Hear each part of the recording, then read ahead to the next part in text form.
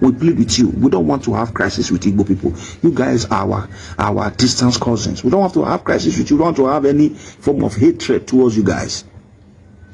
The people of Enuani, the people of Ndokwa, the people of Ika, the people of Agbo, they were historically Idu people, our people. But because there is intermarriage between the Iri descendants, or the Iri descendants, or the Igbo people, there was this, Igbo people were crossing over the Niger River to Onitsha, while the Iri people were also crossing over to Enuani land, to Asaba area. There was this crossing over where trading together, doing business together, knowing things together, relating together, even intermarrying together. We're indulging intermarriage. So centuries of relationship led to acculturation, led to a birth of a hybrid people. When I say hybrid, I mean a hybrid of the Idu descendants and the Iri people. So the people of Enuani and the people of Onitsha, some people of the eastern side of the Nigeria, a lot of them are hybrid of Idu and Iri. Why in the western side of the Niger River, Enuani area, Ndokwa area, they are also a hybrid of Idu and Igbo people. So these are hybrid of people. We are the same people. But the only thing we will not accept is that when Igbo people start saying that they own our own side, which is not true. Igbo should go and hold their side. That's the other side is your historical land. Don't come and be claiming Igbo in the western side, because the western side belongs to Idu. But because of centuries of intermarriage between us, led to the formation or the evolution of a new breed of people called the Enuani people, the Anocha people, the Shimili people, the Ndokwa people, the Ika people. They are all hybrids. When I say hybrid, I mean hybrids of Igbo and Idu. They are more Idu because they are aboriginal people. They are aboriginal people. It is the Igbo language that crept in. Anybody claiming Igbo in Anyoma area or in Oshimili area, in Anocha area, I don't want to even be calling them Anyoma, because Anyoma is just an acronym. Anyoma is just an acronym. There's nothing like Anyoma. Anyoma is not even there. Anyoma came up in terms of Dennis Ozadibe. I'm talking about the people of Enuani, people of Ndokwa, the Anocha, Oshimili people, Ika people. They are the aboriginal people, indigenous people, and they are Idu people. Before the aggressive Igbo language now moved cross over the Niger River to our side to adulterate the Igbo the Idu language that was spoken there. So the language these guys are speaking there is a mix of Igbo and a mix of Iri language or Iri language and a mix of Igbo language.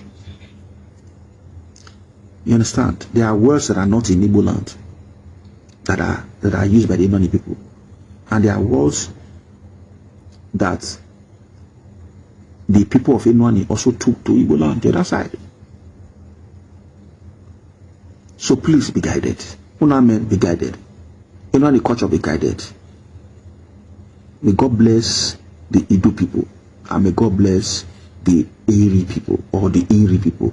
May God bless the Benin people, and may God bless the Igbo people. May God bless us all. May God Almighty and our ancestors continue to bless us. My name is Nosakari Edwin. I'm a Benin.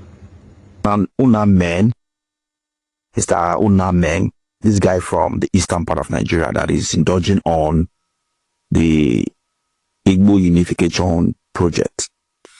I just saw it, although I have seen it before, though I have not taken my time to really listen to the video.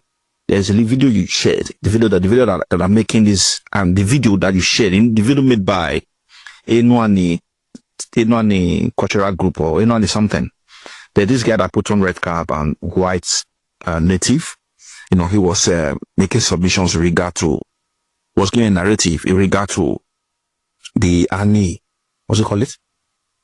Aga Idu na Oba story. The Aga Idu na Oba story, where he now in this same video he also played a clip of the Omonobane Dukwakpolo, the Oba of Benin's coronation statement, the coronation speech, a clip. He just edited the clip and took a part in the coronation speech made by the Oba of Benin where the Oba submitted that he is the 40th Oba, a direct descendant of Oromia, the son of Oduduwa, whom the Benin people of that time knew as a Kalandiran. You see, this area is the area that I really want to deal with, okay? Mr. Unameng, you see, like our Oba just said, he said the history of this world is a shared one. Mr. Unameng, while you are pursuing your Igbo unification, I want you to also have what is called sense, dignity, respect, pride, value. You shouldn't just go out there and be propagating story like someone that is not civilized, like someone that is not exposed. What are you pursuing? When you are pursuing a unification project, you should be very, very, very straightforward. You should be very sincere in any narrative that you are submitting out there. Do you know why? Because do not allow what is affecting Yorubas today. Do not let it affect the Igbo people. Because the Yorubas, for quite some time, they have cooked up a lot of false narrative about their people. Today, their narrative is now very, very conflicting narrative. It's not a conflicting narrative. How to fix it has become a very huge problem from them. You can see the story of Oduduwa, this same Oduduwa in question. The Yorubas have about 6 different narratives on Oduduwa. Oduduwa is of different origin. One said Oduduwa is from the sky. One they said Oduduwa is from Saudi Arabia. The other one they said Oduduwa is from Baghdad.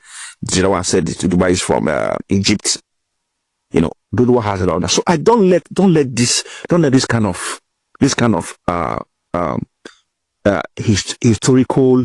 historical falsification. Do not let it affect the Igbo nation. Now, I want to quickly see that this Enoani guy, although he was making sense, but he's very, very trickish, He's very partial. You know, was making sense in some parts. Side the area that where he submitted that the Benin people of those time, wherever that there was flood, they now moved to a place called Lokoja on top of a high mountain. That when the flood now receded, they now came back to Idu, which is to Igodomigodo. You know, where that statement he made is not completely correct. It's not completely correct. He now went further to say that the Ogiso was the guardian of the Ogiso then was like a house of rep. According to him, it was like house of rep or senate or whatever, where you have the senate president deliberating. And among the people that are seated in the parliament, there we have the Benin people. We have the Esan people were there, the Sekiri were there, Jekiri, the Ijo people were there, the Igbo people were there. Look, these are not true. This is your narrative. This is not true. Then he also went further to say that he now shifted to the clip made by the Omonoba Nendukwak Palapala, the Oba of Benin, where he asserted that he is the 40th Oba, a direct descendant of Oduduwa.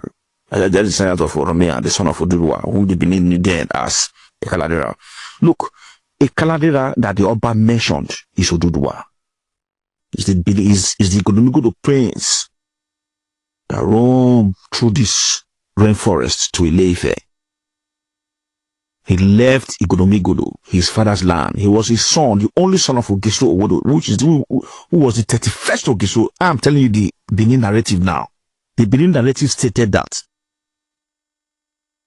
Ogiso Owodo existed in 1100 AD. As in, that is like 900 years ago. 900 years ago. The Kaladera existed 900 years ago. His father, Ogiso Owodo, existed 900 years ago. His father, Ogiso Owodo, was the 31st Ogiso. 31. There are some Edo narrative that state that the father, Ogiso Owodo, was 37. Because there was some female Ogiso among the Ogisos. But according to the Benin narrative, said there are 31 Ogiso. Ogiso Owodo had only one son, who is a Kaladera. The Kaladera, something happened, you know, an oracle, an oracle that left an allegation against him. They said it was, the oracle asked that they should use him to worship a certain deity. a certain deity towards the river end, towards the sea area, a place called Rojo. But this boy was taken there. They despaired his life. They left him at Ugoton. They took him from Rojo to Ugoton. They came back to meet the king with a cutlass stained with blood of a fowl, which is Urohoho. They killed the fowl. Hoho means a fowl. A fowl was slaughtered and the blood shed on the cutlass, which they took to the palace, to indicate that the boy has been used to make the sacrifice near the seaside. But the boy didn't die. The boy was spared. He's a young lad. He's not even up to 20 years. Maybe he should be around 16, 17, 18, 14. A young boy. The mom cried that day, but the mom was later taken to water to meet the son. And the months later, they all joined the son there. That is where the son now grew up in it too. The mother died there, took the mother's body to Irwa. Irwa is in Honde, a place called Irwa in Honde today. He took the mother's body to Irwa. The mother is from Irwa. Irwa is close to Esaland. If you are going towards Esaland, he buried the mother there. He now moved from there to Uzia, transited in Uzia, in Esaland. From there, he now moved to Adenebode area, then crossed over the river Niger to Ida, to Igala land. It was in Igala land that he now grew to become a man. He grew to become a man in Igala land. It was from Igala, he now moved from Igala to Okera, around Oshun Ondo area. That is where, Oshun, I think around Oshun area, not far away from Ilefe. While he was there, it was when he was in Okera that he now heard that the Ilefe there used to have all these neighbors, Jesha people, young people, this, once in a while they come to Ilefe to raid them. They will go away with their beautiful women, their goats, and their foodstuff. Once in a while, they raid them. It happens that during the time Ikaladeran was in Okera, he heard that there is attack there. He now moved to Ilefe with his guys, and they quenched the invaders. They quenched the raiders. And they started living there. They respected him, started teaching them medicine, teaching them a lot of things. It was very creative. Even taught them warfare. Then he now told the people of Ileife that, look, these people, they will come back again to attack you. Let us go on. Where is our community? They said they are called Jewish people. Then in Oduduwan, in Kaladirana, got some of these Ileife men, or arranged them, made them leather sandals, gave them defensive shield with leather, with goat skin and whatever, to invade Jewish. That is how they started invading Oduduwa. His name was Ikaladera. Not yet Oduduwa. So they started invading all those environments. That was where the people of Ilefe now respected it. They now say, wow, I think you are the man that our gods told us, and the oracle told us long ago, that a man is coming from the east to come and be our savior. So they now started respecting him and revering him, you know. And that is how they recognized Ikaladera to be their king. And I gave himself a new name, Duduwa. Some people said the name is Idoduwa or Izoduwa. Look, I don't know if that is true or if that is false. I don't know. But I know that the man Oduduwa is a Kaladera. And I want you, Una men, I want you to adopt this. Mr. Inu, look, the people of Inuani, they are our cousins. But I will come there. I will go back there on that day. Even the Igbos. Igbos are the Edo people, distant cousins. We are distant cousins. We all separated at Lokoja area, that confluence area. It's not that there was flood in Benin. It do not move to Lokoja, to a mountain Lokoja, where the flood to escape the flood. That is not true. Idu came from that Lokoja area to Edo, to current Edo. But I'm going to quickly say something about that I do. You see, there was a time, 1,000 years ago, maybe 10,000 years ago, 15,000 years ago, we don't really know the time, but it was quite a long time ago. The people that call themselves Benin today, that call themselves Edo today, or the Idu people today, they were one time at the confluence community of the Niger River and the Benin River. There came a time there was heavy flooding in that area. even till now, I think they still experience flooding, seasonal flooding in that area between the Niger River and the Lokoja Conflict. They still experience flooding today. Even other communities around the side of the Niger River, they are still flooded today. Every year, the government give notice, and this time we're talking about, it's quite a long time ago. This flood drove them away, drove Idu. Idu was the leader. Not that Idu was a god, or Idu was just like a man, just like you and me, but he was the leader of the people that led. He was the leader of the group that fled the flood in Lokoja area to Benin.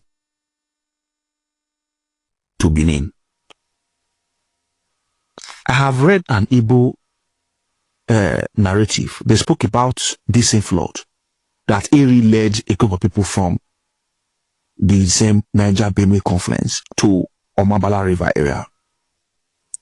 I think I've read that.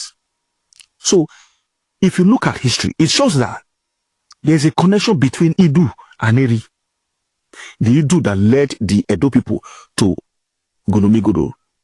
I think they have a connection with Eri that led those that became Igbo to Omabala River. That is the area I want you guys to look at. Okay? Now, Idu led his people from Lokoja area, from the Galaland area. He led them and brought them through across the Niger River. He brought them, the flood drove them from there to again the Bode area, to Isako area today. The place called Isako people. Isako people.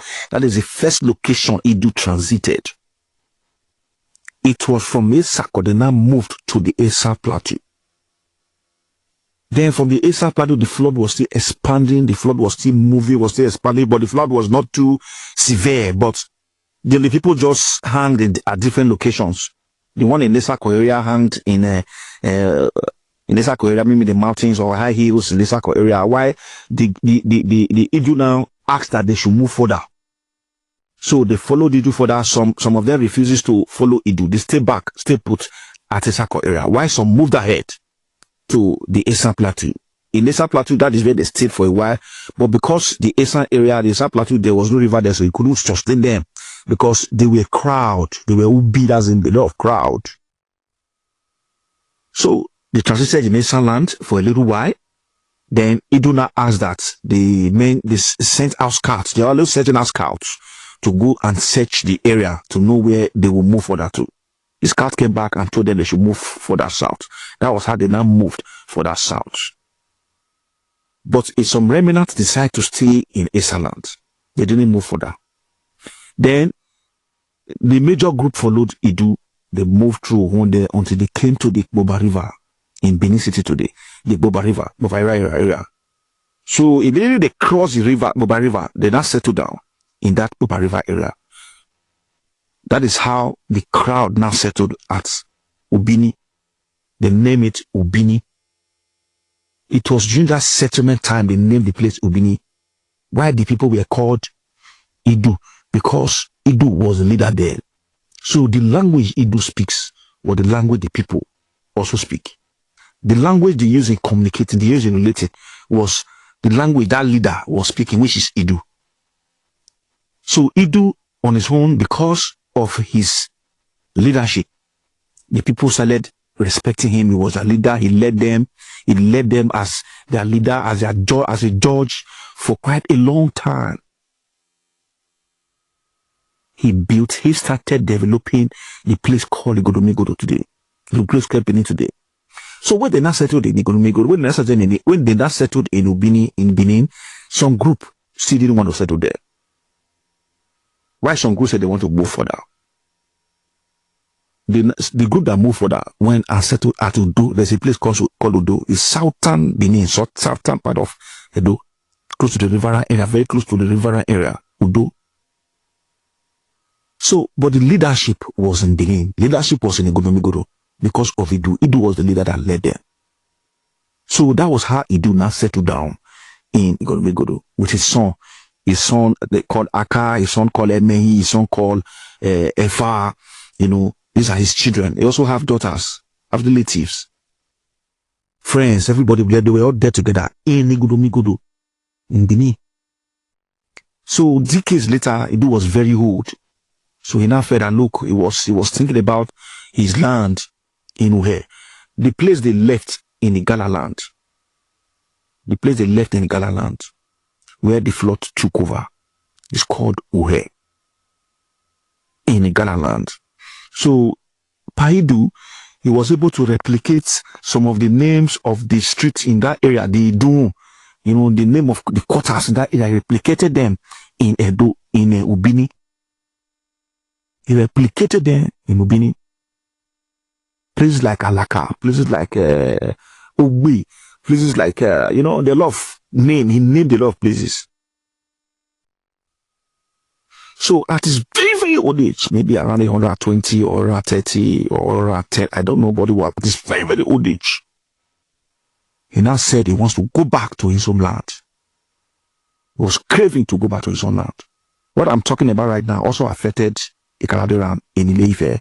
Ikaradoran came back to Ubini, came back to Igodomigodo at his old age. He came back before he went back again to Ile-Ife. So that was how Idu was craving to go back to his homeland in Uhe, in Kogi. So one day, the children, his friends, they took him, the ones that are of his, you know, his children the children were already old, even the children themselves were old, but they followed their father. They took their father to Uhe. They went through the route again, through his land, through his land, cross the river, Niger, to Ida, to Uhe. That was where Idu now stayed and died. The kids now return back, his children now return back, start burying after doing their father's rites. I don't know if anyone stayed back, but I don't know. That was how they now came back to Ubini, to Igodomikodo, the children. But while they were coming back, I think one of the sons died. The one called Aka died. So, to cut the long story short, when the kids return back to Ubini, then once in a while, when there is new leadership, when there is the next leader came from one of his children, I think it's Efa or Emehi, I don't know, one of the kids became the leader. Then once in a while, maybe once in every 4 years, they will go to her as pilgrimage to their father's grave. So that was how the Benin people, the people of Igodomigodo now, they're not taking it upon themselves. They always go there once in a while to go and serve what is called the Einidu in Uhe. Einidu. It continued for thousands of years until the time of Igisona came. Time of Ogiso, which is Ogiso Igodo. The first Ogiso, which was like 2,000 years ago. The first Ogiso came 2,000 years ago. His name is called Ogiso Igodo. Ogiso Igodo did that same pilgrimage. It continued even to the time of the Obas. So, the people of Igala land and the people of Benin, the Benin people or the Edo people, which include the Esan, the Esako, the Robos, the Eka people, the Enuan people, because the people of Edo started expanding. They were building different huts, different hamlets at different places, even to Orion, to Ovia, to do different hamlets. They keep moving. They'll just be expanding. Different same people, the same family, the same people. That was how they moved to Ika, to Agbo, to Orion, to Umunede. That was how they just scattered even to Asaba area, even to Onitsha, across the Niger River. All these things didn't happen in 10 years. It happens in like 100 years or 200 years. It took time.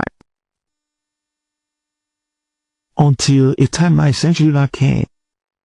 A time after the expansion where the descendants of Idu now met with the descendants of Eri, or the people of Eri, or those that are called Igbo in Onitsha. They too, they have also expanded in Onitsha. They have also, in Amobala area, they've expanded all through all this present Anambra. They've expanded to Enugu, expanded to Ebonyi, expanded to even to Imo. Even expanded to Onitsha area, to the bank of the river Niger, the Igbos. And they were a collection of, but when Eri came, to that area, there were other people that were already there. There are some aboriginal people there. Because even when we, the Edo people, the Beninese, the Edo people, went to Igodomegodo in a Ikpoba River area, they met people there. And who are the people they met there? They met the pygmies. The pygmies, the short people, these are people they met there. Those kind of people, they still exist among us still today. So a time came where the descendants of Iri, or the people of Iri, or the people of Iri, or the people of Igbo land started associating now with the Idu people in Onitsha area, or in Asaba area, or in Enoni area, Enoni people area, Ndokwa people area. The one I'm talking about, well, the Idu people that I said they expanded. This includes the Robo people, the Soko people, the San people, the Esa people. They expanded.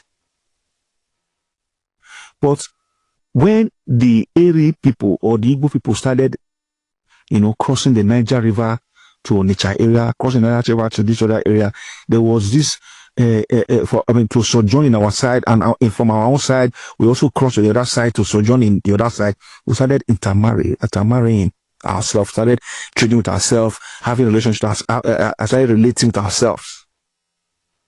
So part of the Igbo people and part of the Eri people, part of the Igbo people, they have been exchanging that relationship for many, many centuries between the Enwani area and the Onitsha area. But, as you know it, both of them cannot just be speaking their individual languages. One language must dominate. And most times, the more aggressive language dominates. The people with more dexterity, they dominate.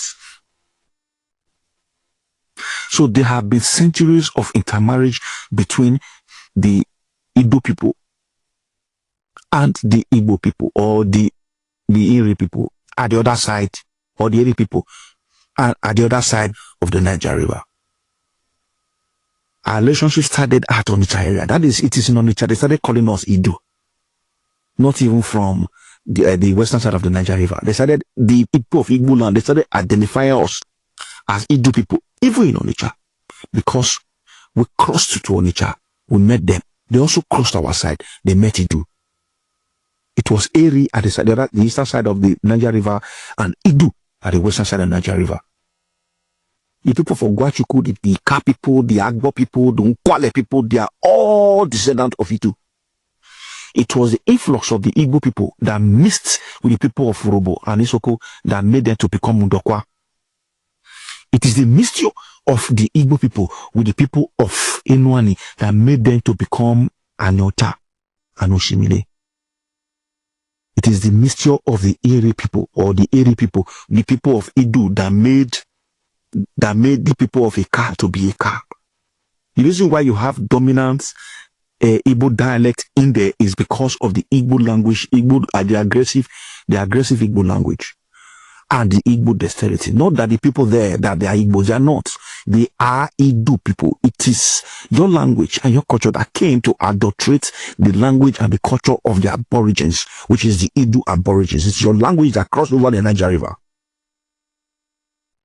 Your language crossover, your culture crossover the Niger River to sojourn in the western side of the Niger River. The people in the west, in the western side, they are Idu people.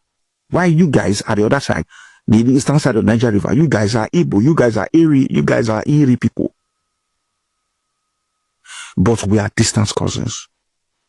So see the Igbo people saying that the people that anyone is Igbo because they speak more, because there is more Igbo language in that. It was centuries of intermarriage, centuries of relationship. You and I, we have shared relationship, we have a lot of words in our language that are the same. There are a lot of words in our language that are the same. A lot. Like the 4 days calendar, the Edeken, Ekendi, Ede, Eken, which is Eken day. On Eken day, there is no going work. It's a Sabbath day. We have the Edo Kwo, Edo Yi, Ede Aho. That is 4 days, Benin calendar, 4 days a week. We have 4 days a week. We have 7 weeks a month. They will not have 13 months a year. We we celebrate the New Year festival. We circumcise our sons, our male children, and on the 8th day after their birth, and that same day we name the child after circumcision. So we call stone okuta, we call it okuti, I don't know, whatever.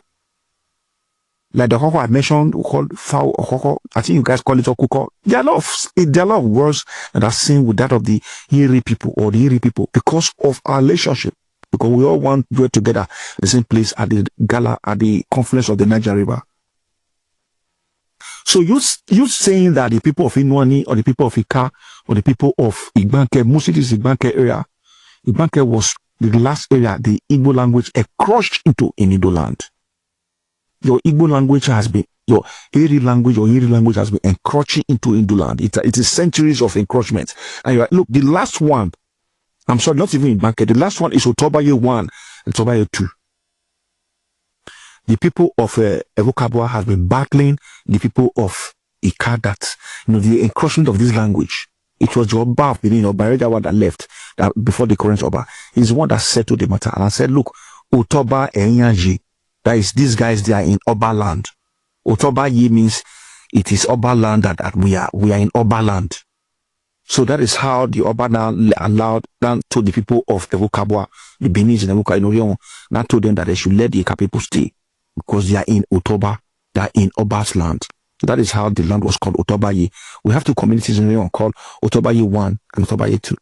The community consists of Benin and Ika people, who dominate Ika people.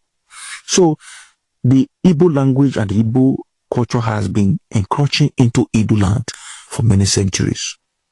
The people of Igbo land, the Igbo people have no land in the western side of the Niger River.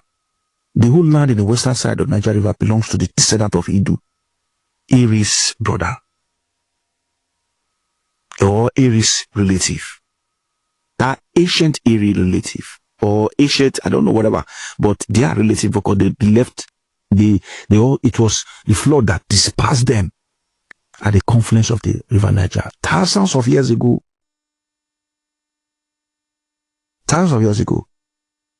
So you saying that we have shared culture, we have shared, it is true, but that doesn't mean they are Igbo. It is not only in Delta states, it also extends to rivers. And beside these people that I just mentioned, we also have, there was also a time where the people that, during the time of the Oba time, where you have the Benin people that even moved to those areas too. During the time, we have different waves of time. There is no narrative in the Benin history that Igbo people were once staying in Benin, that there was a return migration. According to some false narrative, you guys are giving. These narratives are very, very false. There was no return, reverse migration. None. There is no reverse migration, none. Because we don't have any Igbo community in Edo or in Benin. There is no quarter that you have Igbo community. And there is no Yoruba community in Benin. In the whole of Benin, there is no Yoruba community. What we have are people from Ile-Ife that came to Benin to serve the Oba. Like the family of Edigi. Edigi they were from Ile-Ife. They are not Yorubas. They are Ife people. And they came to serve Oba Eweka, the first, the Edigi family. We also have the people of Usen. A lot of them are claiming today that these guys are Yoruba. They are not Yoruba. The Edigi family. We also have the people of Usen. A lot of them are claiming today that these guys are Yoruba. They are not Yorubas. They are people from Ile-Ife. They are people that from Ile-Ife that followed Oromia to Benin, to Igurumigudu. And all the places they are staying, let us just call it their palace. It's not a palace. It's not a palace. But should I call it, it's a very, very significant, their dwelling is very significant. All for the purpose to serve the Oba, or to serve the palace, to serve the good people. These guys I just mentioned, they are not kings. We also have another family in Benin that is from Ile-Ife also. like the Ace of Benin. His forefathers are from Ile-Ife. So these are just few people, few family, very few family in Benin that are from Ile-Ife. And Benin has more than 84 families, different greetings. And among these people, only 2 families has that came from Ile-Ife. Only 2. Only 2 family, which is the Digi family and the Laure people that greet the Laue. You understand? The Laue. Now, that of Oromia, when Oromia was coming to Benin, it didn't invade Igbo. Never. There was nothing like invasion. If you know there is anyone that, if you know there is any recorded history where someone wrote, a very prominent writer wrote that Benin was invaded by Oromia, please always submit your facts. Don't just speculate. There is nowhere in history, whether in a Yoruba history or a Benin history, that it was stated that Igbo was invaded. Never. It was a Cladera at his old age. At his old age, when he was already a king, after ruling the people of Ile-Ife, after extending his rule to Ijesha, to Ijebu, to Ewu, to Egba, he extended his rule to all this area. He didn't stop there. He had only one son called Okambi. Cladera had only one son called Okambi. He had daughters, but he had only one son called Okambi. Okambi had 7 sons. Oromia was the eldest. And he also had another son again called Uni, who was the son of his maid. The mother of Okambi is Orontu. All these things I'm just mentioning, they are in Yoruba history, Yoruba writers' history. It was Okambi, the son of Ikaladena or Oduduwa. Okambi, it was Okambi's child. Oromia is Okambi's son. Oromia is Oduduwa's or Ikaladena grandson. But Okambi was his 4th child. Because he was the only son of Ikaladena, the mother didn't allow him to indulge in warfare. So it was his son, his senior son, which is Oromia, that was following the grandfather to warfare. That is why Oromia was a towering warrior. Oromia was tough, because the father has given him machetes to slaughter men. So Oromia was bold. Oromia was a towering warrior. So at Oduduwa's old age, when he grieved, Oduduwa's old age, he had a sleep, he had a nightmare. In his sleep, he had a nightmare. He saw it in vision that his native land has crisis. That it was in crisis. He screamed out from his bed, and I told his wife and his chiefs and everybody that, look, I'm going back to my homeland. I think there's crisis in my land. My people have problem there. So the following day or that week, he summoned himself. He took some men with him and moved towards the eastern side. But before he left, he gave his scepter, gave it to his grandson. He didn't give it to his son directly. He gave it to his grandson. Kambi was still very much alive then. He gave it to his grandson, Oromia. Oromia held the scepter. He held it, and he now moved to Igodomegodo. He followed the path where the sun rises from. Because that is the path where his place is. So he followed the path. For after a long time of moving in the forest, he now came to Usen. It was in Usen.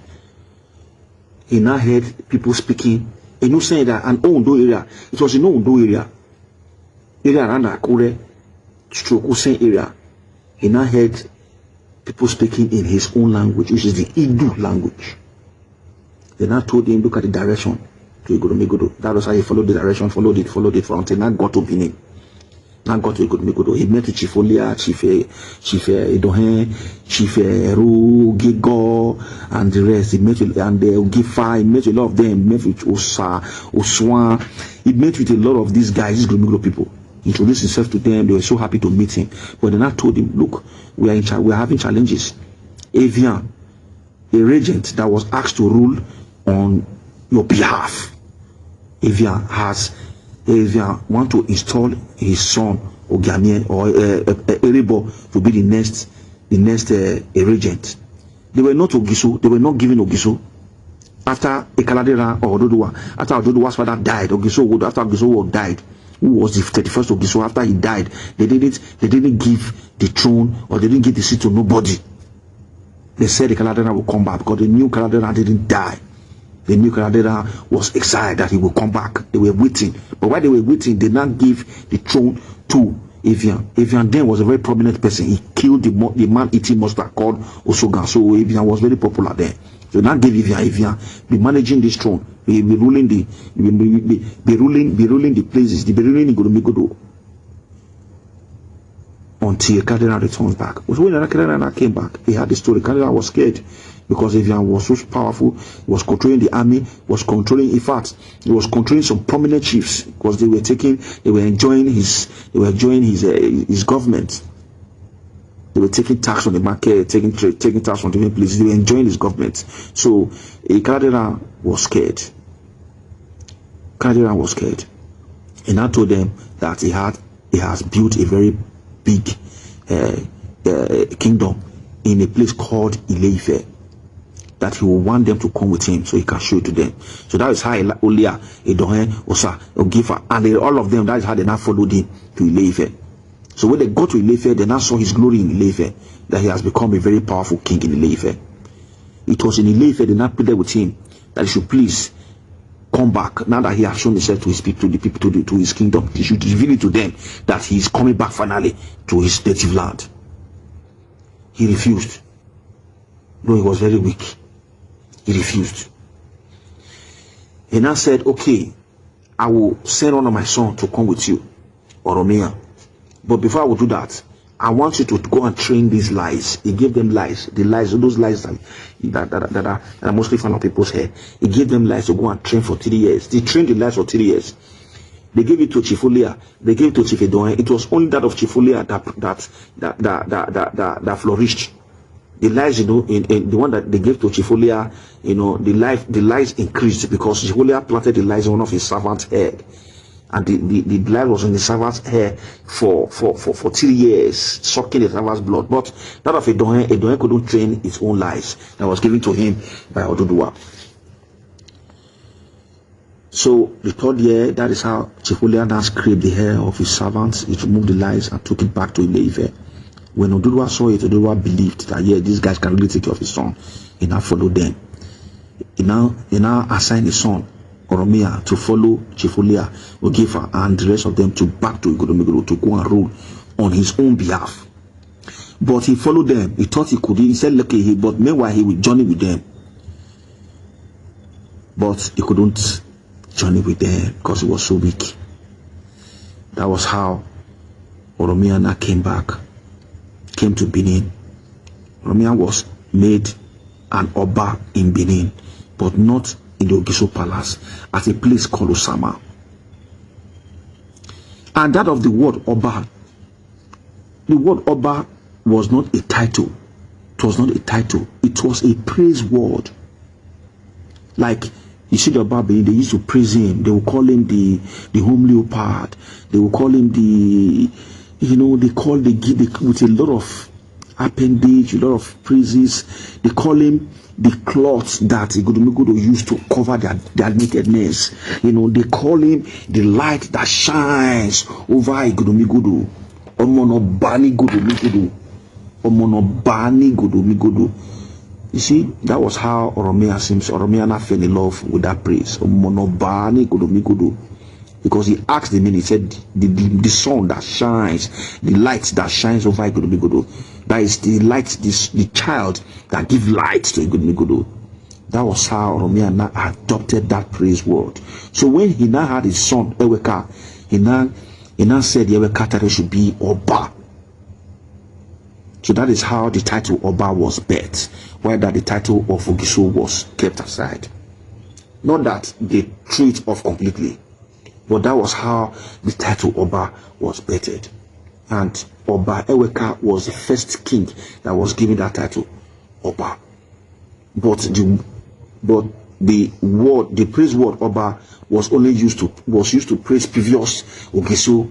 They used to praise previous Ogiso, Omonobani Godo. All those praise words they used to praise Ogiso, that is the same praise word they used in Oromia. Oromia kind of fell in love with the one that have to do the praise title, the praise word that have to do with Oba. You understand? This is of course Ogisu was called many names.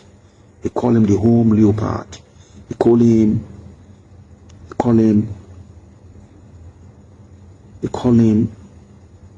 Oviada Oviebe, which is the royal insignia. They call him, a lot of praise names. But Oromi adopted that praise name Oba. So the reason why I'm giving this story, giving this narrative, is to correct the Igbo narrative. Those land are not Igbo land. The western side, respect us. We plead with you. We don't want to have crisis with Igbo people. You guys are our distant cousins. We don't have to have crisis with you. We don't want to have any form of hatred towards you guys. The people of Enuani, the people of Ndokwa, the people of Ika, the people of Agbo, they were historically Idu people, our people. But because there is intermarriage between the Iri descendants, or the Iri descendants, or the Igbo people, there was this, Igbo people were crossing over the Niger River to Onitsha, while the Iri people were also crossing over to Enuani land, to Asaba area. There was this crossing over where trading together, doing business together, knowing things together, relating together, even intermarrying together. We're indulging intermarriage. So centuries of relationship led to acculturation, led to a birth of a hybrid people. When I say hybrid, I mean a hybrid of the Idu descendants and the Iri people. So the people of Enuani and the people of Onitsha, some people of the eastern side of the Nigeria, a lot of them are hybrid of Idu and Iri. Why in the western side of the Niger River, Enuani area, Ndokwa area, they are also a hybrid of Idu and Igbo people. So these are hybrid of people. We are the same people. But the only thing we will not accept is that when Igbo people start saying that they own our own side, which is not true. Igbo should go and hold their side. That other side is your historical land. Don't come and be claiming Igbo in the western side, because the western side belongs to Idu. But because of centuries of intermarriage between us, led to the formation or the evolution of a new breed of people called the Enuani people, the Anocha people, the Oshimili people, the Ndokwa people, the Ika people. They are all hybrids. When I say hybrid, I mean hybrids of Igbo and Idu. They are more Idu because they are aboriginal people. They are aboriginal people. It is the Igbo language that crept in. Anybody claiming Igbo in Anyoma area or in Oshimili area, in Anocha area, I don't want to even be calling them Anyoma, because Anyoma is just an acronym. Anyoma is just an acronym. There's nothing like Anyoma. Anyoma is not even there. Anyoma came up during time of Dennis Ozadibe. I'm talking about the people of Enuani, people of Ndokwa, Anocha, Oshimili people, Ika people. They are the aboriginal people, indigenous people, and they are Idu people. Before the aggressive Igbo language now moved cross over the Niger River to our side to adulterate the Igbo the Idu language that was spoken there. So the language these guys are speaking there is a mix of Igbo and a mix of Iri language or Iri language and a mix of Igbo language. You understand? There are words that are not in Igbo land that are used by the Enuani people, and there are words that the people of Enuani also took to Igbo land, the other side. So please be guided. Una men, be guided. Enuani culture, be guided. May God bless the Idu people, and may God bless the Iri people or the Iri people. May God bless the Benin people, and may God bless the Igbo people. May God bless us all. May God Almighty and our ancestors continue to bless us. My name is Nosakari Edwin Ide. I'm a Benin. God bless you.